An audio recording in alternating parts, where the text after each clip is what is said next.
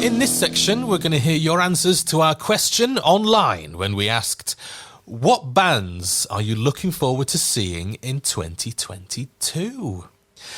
And we had a few replies. We had a reply from Luke Redman Gray, who wants to see Avatar this year. Don't blame him. They are amazing. I believe then if he's saying that, I imagine then he either saw the Bloodstock announcement yesterday or they are touring in the UK in 2022. Yes. Either way, he's excited to see them, and I don't blame him. Yes, that's his only band that he wants to see this year. Yeah, so Josh Tagg has said Lorna Shore. Now, I find this one really interesting because I only recently heard of Lorna Shore. They were actually they were mentioned in a TikTok. That one particular song of theirs was the heaviest song they'd ever heard, and then they chose another song that was even heavier. And I listened to Lorna Shore, and fuck me, yeah, heavy is the correct word to use. They are fucking insane. Oh. So yeah, I don't blame him for being excited to see Lorna Shore. Coots Britannia wants to see Sabaton and Ghost, Sweden's finest, is what they say there. I was due to see Sabaton this year as well. Oh, well, we still are. We still are. They've postponed their UK show, so we don't know when they're next going to be playing. But they were due to be playing with Lordi. If you remember Lordi, they won Eurovision Song Contest for Finland several years back. And The Who. Not The Who, the British The Who. These are the Who that played, I think they played 2019 at Download. It's like throat singing to metal. But they're called The Who? The Who, yeah. HU, The Who. Oh, right, okay. That's the way of getting around it. Because you can't have another band with the same name, can you? No. And yeah, we were really looking forward to that. But yeah, the Sabaton gig got postponed, which is really, really annoying. Ghost, I still think they could slip into that third spot on the...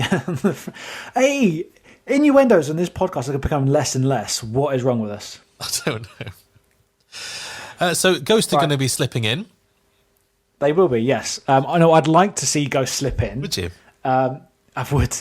For that final logo spot on the Friday. Yes. But they are touring around the UK anyway. Slipping it in around the UK. They will be slipping it in around the UK, yep. So you won't. So if they don't play Download, at least you've got the opportunity to go and see them this year. And obviously, as Coots Britannia has said, they are seeing them. Yes. So that's wicked. Miss Laura Soph on Instagram says she's really looking forward to seeing Motionless in White. So Motionless in White played in 2017 and opened up the main stage, I believe. And that's a point. Are they on the... I don't think they're on the Download lineup at the minute. But you asked me a question earlier. Who do I think may slipping in? Yes. Motionless in White could be one of them because they were due to play, or they were at least on the first... they were on the first poster. Are they a British band? Cancelled. No, they're American. Are they? So okay. They are indeed. Yeah, if I could describe them in any sort of word, I'd say they've got Marilyn Manson type-esque vocals to Korn type rock. Oh, right, music. they sound quite good. They actually did a track with Jonathan Davis from Korn, which they played at Download, and I actually started welling up thinking, oh my God, I'm going to see Jonathan Davis, I'm going to see Korn, I'm going to see Korn. But he didn't turn up, which was upsetting, but the song is still amazing. Wow. We have Peter James Harand-Pivovarsky. I hope I've said that right. I'm going to have another go. Peter James Harand-Pivovarsky. I hope that's right. I'm sorry. That's a wicked name. I know, yeah. What a nameplate. Shinedown and Miles Kennedy and Biffy Clyro at Download. Green Day in Huddersfield and Green Day are playing Huddersfield. And Guns N' Roses in Tottenham is what he's looking forward to. The Green Day in Huddersfield, it's a stadium show. I think that's the stadium shows with Fall Out Boy and a couple of other bands. Oh, fuck me, I can't remember now off the top of my head. See, I need to be... It's This is bizarre, why I though, to should- think that Green Day are playing in Huddersfield. I mean, Huddersfield's a doesn't- tiny little it- West Yorkshire place. It doesn't sound right when you say they're playing in Huddersfield, but they're playing. I believe they're playing at the football. It's either the football stadium or a rugby stadium in Huddersfield. Right. So that's yeah. Saying something like Huddersfield, I've been Huddersfield once in my life, and yeah, it's not a big bustling sort of place. Okay. Right, well, good luck to you watching them there. So then we've got Mark Lindsay, who wants to see Dropkick Murphys and the Interrupters. That's written in a very odd way. Slow down while reading that. And Maiden and Megadeth at Download. Dropkick Murphys, The Interrupters, Maiden and Megadeth is who wants to see at Download. Guns N' Roses. Hang about. What? Sorry to interrupt you there. Hang about. Dropkick Murphys aren't playing Download. Oh, maybe it's separately then. The Dropkick Murphys are not playing the UK in 2022. Oh, well, maybe he's not going to watch them in the UK. This person looks like he travels because he's going to see Guns N' Roses in Dublin and then Rammstein in November. So it may well not be in the UK. Then fair play to them. Absolutely. You don't travel for gigs, do you? Particularly. So most of the gigs that I see are London. It's just so convenient to get to, and everybody comes to London to do a show. So to travel to see to see a band, it's almost unnecessary. Gary Ray Bold, 09, has said he wants to see Neverhall this year. I recognise the name of that band. But I've never listened to them. To me, they sort of. So I'm not going to make any swooping judgments. So I've heard of the name. I've never listened to the music. So maybe that's something that I could definitely get into in the next couple of weeks. Want to stick on the list? Dan Browning, who messaged us today, actually, as it goes. Hello, Dan, if you're listening, is looking forward to seeing Nana War of Steel. Nana War? Nana's at War? We spoke about this one last time, yes. Nana's at War. Still makes me laugh. Life of Agony. And Static X. Static X I'd love to see. They were one of those big nu metal bands back in the early 2000s, like late 90s. Static X. Yeah. So, obviously, back then, they were really, really big. These days, still fairly big, still quite into like a sort of industrial nu metal sort of type. But the singer's different. The singer died a few years back, but they're still going. And they are playing the Sunday night headlining slot on the second stage at Bloodstock. Oh, you're not going this year, are you? So you won't meet him. I'm not. Nope. Who are you looking forward to seeing, Neil, in 2022? Well, I have 3 concerts booked. I'm going to. Can you guess who I'm going to watch? I can. Go on then. You're going to see. And so you're going to 3 shows, aren't you? I am. Yep. Are they all Royal Blood? They are Royal Blood. Yes, they are. Around the UK, I'm going to watch them because they're my number one band. I think they're great. And London, Birmingham, and Manchester. I saw that they were touring, and I thought, why not? Why not? Yeah, fuck it. Book tickets for all the venues. I mean, I'm not going to do all of the venues. They're doing more than just those 3. But I mean, you laugh at me. You laugh at me when you say that. But Korn only do the likes of like Manchester, Birmingham, and London, and then they'll fuck off to like Ireland and then into Europe and do like a couple of dates in there. Yeah, the Foo Fighters are only doing a few places in the UK, but I'm not going to all those either. But it just happens that I'm only going to 3 of the rest of it because it's a UK tour, and then they're going around the world, and then you've got your chance to hear them if you're elsewhere. But yeah, it's a bit of an adventure, and I've never done this before, actually. I've never really followed a band on tour before, and you read about people doing it and enjoying themselves, and it's, maybe it's a bit sad, but I don't care. I'm going to go and enjoy myself, because it's not just about going to see the band, it's about the adventures that you'll have whilst you're doing it. The staying in hotels, the staying in different cities, the adventures that you'll have in the city whilst you're there, bars that you'll go into, people that you meet. So it's happening in March into April. So obviously I'll be talking to you about that. And who are you looking forward to, Lee, in this year? Oh, do you know what? I'm so glad you asked. So apart from Download, where there's going to be several bands there I'm really looking forward to see, Korn being one of them, Spirit Box. I'll get my spreadsheet back up because I've got a list of obviously who's in green. Big poster on your wall. Yeah.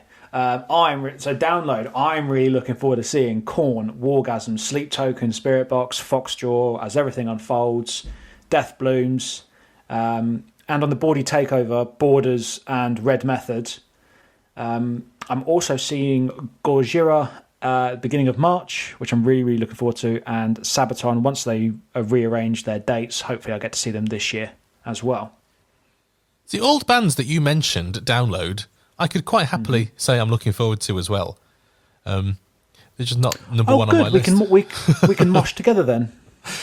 Yeah, I mean, that's the reason I'm going to Download, because I love the bands that are on and the type of bands that are on. So I'm looking forward to pretty much everything at Download, because no matter who I see, I'm happy. So that's, you know. Well, that's the great thing about like festivals and that. I mean, even if you don't know the band that's currently playing in that tent or on that stage, you can just stand there and then you may discover your next favourite band. I mean, it's happened to me over the years. Like I'd never heard of. Do you know what? I'm embarrassed to say this. I'd never heard of Devin Townsend and Strapping Young Lad until 2017 Download, and I was absolutely captivated by his show. That when he headlined Bloodstock last year, because there were festivals last year, he was fucking insane. It was incredible. See, the Download pilot last year was the first time I'd ever seen Sleep Token, and I'm really taken with them now. And same. That was the first time I'd ever seen them as well. I'd obviously, you know me, obviously when I find out who's playing, I'll listen to all the bands that I can before the actual festival. And Sleep Token, one of the ones that I was like, yeah, this is the band I definitely want to see. And when they were announced for the pilot, that was like, amazing. The awful thing, though, is that in doing your research, you can listen to the bands that are going to play. But the sound that you'll hear is a studio sound, not a live sound necessarily. So the experience of seeing them live can be totally different to hearing the album. Well, if you're like Dave, Dave YouTubes a lot. This is Dave, who you may have heard on previous podcasts, just in case you've joined us recently. Yeah, if we ever mention Dave was on a few of the earlier podcasts. We love Dave, and I cannot wait to see him again. But Dave YouTubes the bands as well, so he can find, even if it's dodgy phone footage, he'll find footage of them doing live shows, and if they look exciting on someone else's camera phone, then yeah, that's part of his research as well. So obviously not just listen to the studio quality, but then listen to the actual live footage. And on that's why I'm trying to do my best with Kiss and Iron Maiden, because I imagine they can be very good live instead of obviously the studio quality from the 70s and the 80s. I'll quite happily watch those shows, but I won't really listen to the albums, because the shows are quite good to watch, quite entertaining, but I wouldn't put the music on. I've tried listening to the Iron Maiden stuff and tried to get into them, but it's not really doing it for me. And, you know, it's okay, but I'm not really into it. But if they're on a stage in front of me, I can quite happily watch them. I think that's what's going to draw me in to see them at Download, is that if we're walking past them and I'm listening to them and they sound a lot better live than they do on the studio quality stuff, then yeah, I'll happily stand there and watch, and then I'll happily give a positive feedback of my experience with these bands. I just find that bands in a studio are not as wild and raucous as they are in front of a crowd. Because what I really want is a live album. I want to hear the band as they play it on a stage, because I think that sounds so much better. Because they're reacting to an audience, they're really giving it some. And in a studio, which is quite, you know, they're surrounded by four walls, it's not, the energy isn't there, I find. all the time. I mean, some bands are different and they're always the same, but I just find in a lot of music that I hear that they're a lot better live for my ears. But then at the same time, some bands are much fucking worse live and they're better in the studio. Marilyn Manson.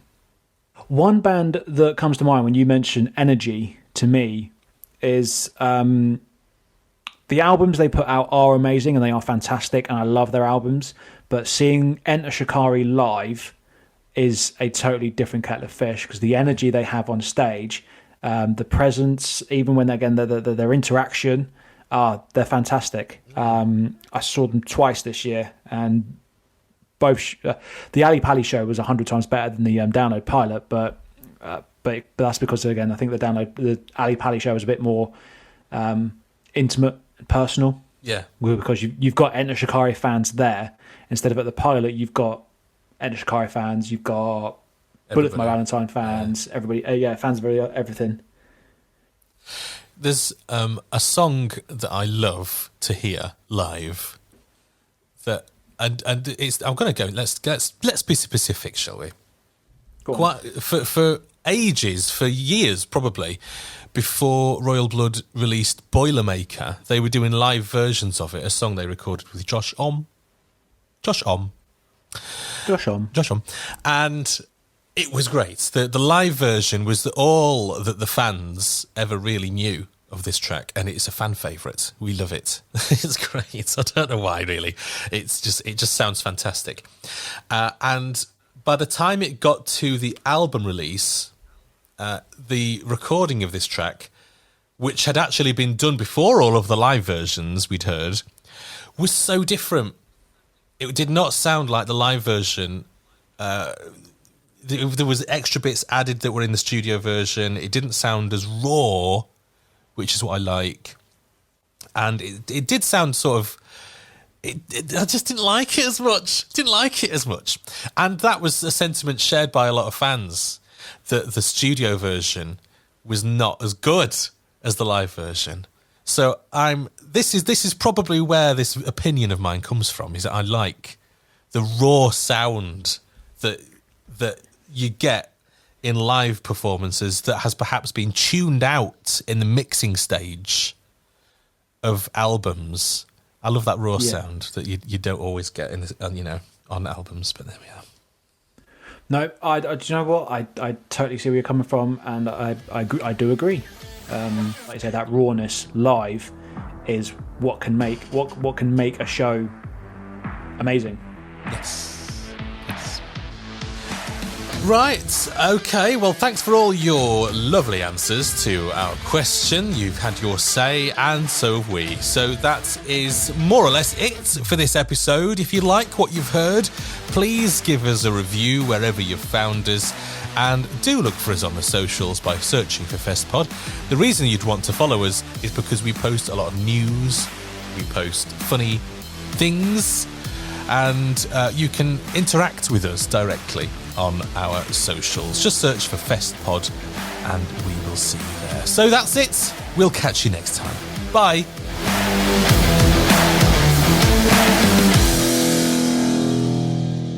A Wilco Productions podcast. Do you know what CDs are?